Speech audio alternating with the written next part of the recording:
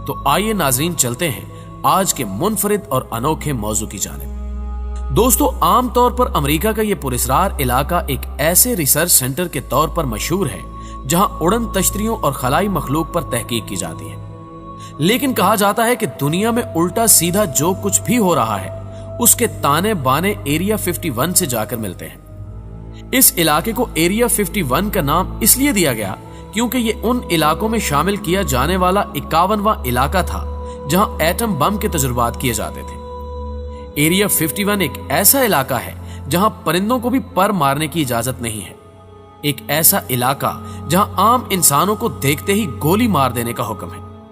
इस इलाके की ना सिर्फ जमीन के एक एक इंच को सील कर दिया गया है, बल्कि इलाके की फिजा को भी नो फ्लाई जोन करार दे दिया गया है। आखिर इस वीरान इलाके में ऐसा क्या होता है?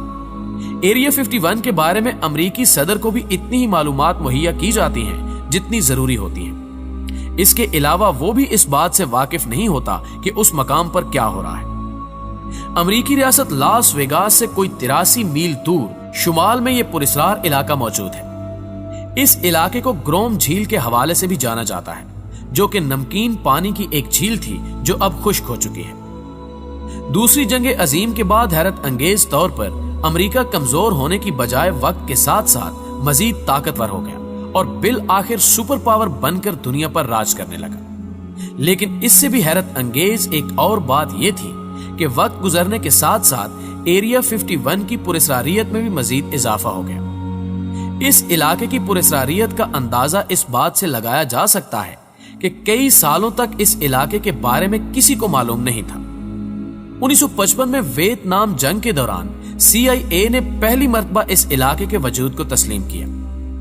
मुअज़्ज़िज़ दोस्तों, एक सुपर पावर के नक्शे को लेकर दुनिया की हैरानी बढ़ने लगी और यह हैरानी तब उरूज पर पहुंची जब 1996 में अमेरिकी हुकूमत ने नेशनल हाईवे 375 का नाम बदलकर एक्स्ट्रा टेरिटोरियल हाईवे यानी अनजानी मखलूक का हाईवे रख दिया। क्या यह वाकई UFO का हाईवे था? क्या उस इलाके में वाकई खलाई मखलूक मौजूद थी? इन सवालों ने उस इलाके को और भी पुरस्कार बना दिया। अमेरिका उस इलाके में होने वाली तहकीक को क्यों छुपा रहा है? खलाई मखलूक की मौजूदगी का कहकर दुनिया को क्यों डरा रहा है? इस हवाले से कई तरह के किस्से कहानियां इंटरनेट पर मौजूद हैं। एरिया 51 के पुरस्कार किस्से का आगाज 1974 से हुआ।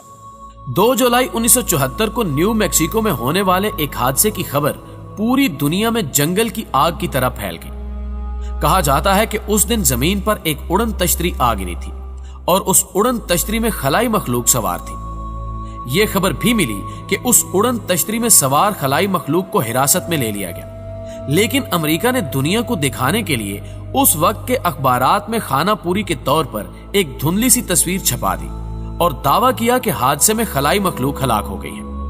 लेकिन फिर अचानक किसी ने खलाई मखलूक के पोस्टमार्टम की रिपोर्ट लीक कर दी। इस खबर के लीक होते ही पूरी दुनिया में एक गर्मा गर्म बहस छिड़ गई।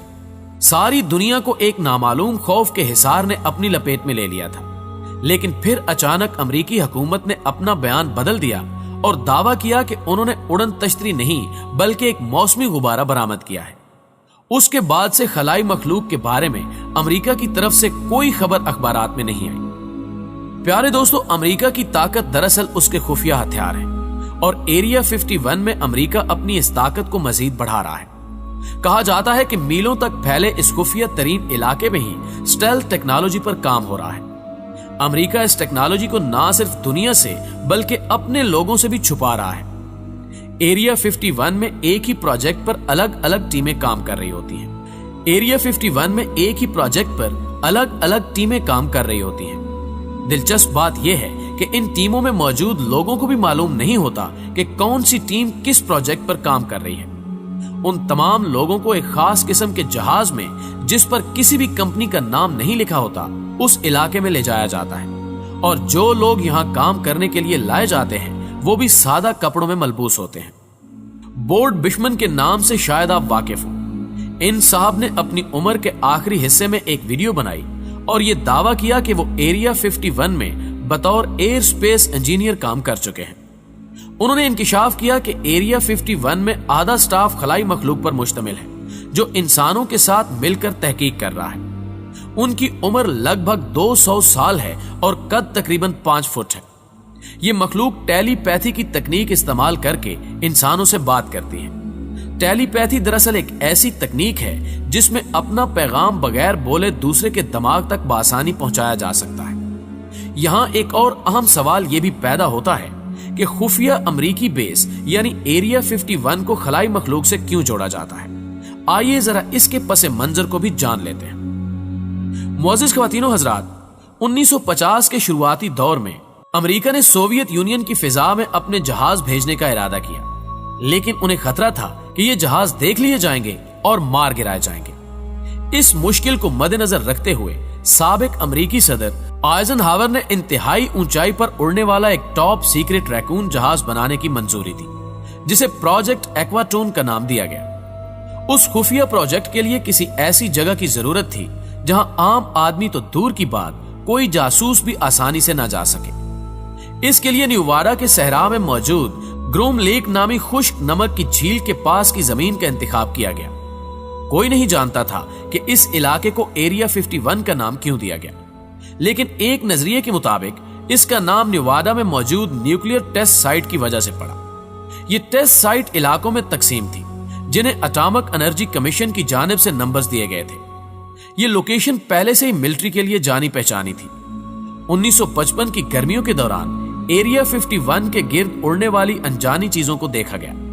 यह कोई खलाई मखलूक का जहाज नहीं, बल्कि अमरीकी फिजाइया का खुफिया हाई एल्टीट्यूड ड्यूटी U-2 जहाज था, जिसकी टेस्टिंग शुरू की जा चुकी थी। ये एयरक्राफ्ट 60,000 फुट की ऊंचाई तक परवाज कर सकता था, जबकि उस वक्त के जंगी जहाज सिर्फ 40,000, जबकि सिविलियन जहाज 10 से 20,000 फुट की ऊंचाई तक परवाज करने की सलाहियत रखते थे। इसलिए जब इतनी ऊंचाई पर U-2 एक धब्बे की माने नजर आया तो वो उसे खलाई मखलूक का जहाज समझ बैठे और एयर ट्रैफिक को आगाह किया गया कि फिजा में कोई अनजानी शय मौजूद है।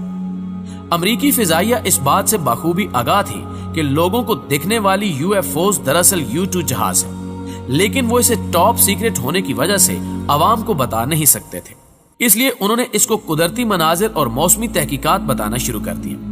U-2 के बाद भी उस इलाके में कई जदीद जहाजों के टेस्ट खुफिया तरीके से किए गए, जिनमें Lockheed F117, A nighthawk, Lockheed A12 और नॉर्थरूप टेक ब्लू शामिल हैं।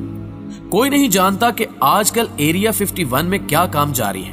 अमेरिकी हुकूमत ने कभी भी उस इलाके में मौजूद एयरबेस यानी एरिया 51 की मौजूदगी का एतराफ नहीं किया था, लेकिन 2013 में CIA की एक खुफिया रिपोर्ट मंजरे आम पर आने के बाद आम आदमी को इसके बारे में पता चला। अगर आपको कभी लास वेगास के एयरपोर्ट पर एक अनजान, छोटा और बिना किसी मार्किंग के हिफाजती बाड़ में पैसेंजर जहाज खड़ा नजर आए तो समझ जाएं कि यह वही जहाज है जो एरिया 51 में काम करने वाले अफराद को बेस तक पहुंचाता है। नाज़रीन ग्रामी, क्या अमेरिका वाकई अपने लोगों को खलाई मखलूक से महफूज रखना चाहता था, या ये आम लोगों को एरिया 51 से दूर रखने की साजिश थी? कई लोगों ने उस एरिया की फिजा में उड़न तश्तरियों को उड़ते देखा। कुछ लोगों का कहना है कि ये दरअसल अमेरिका के मोहलिक और खतरनाक तरीन हथियार हैं।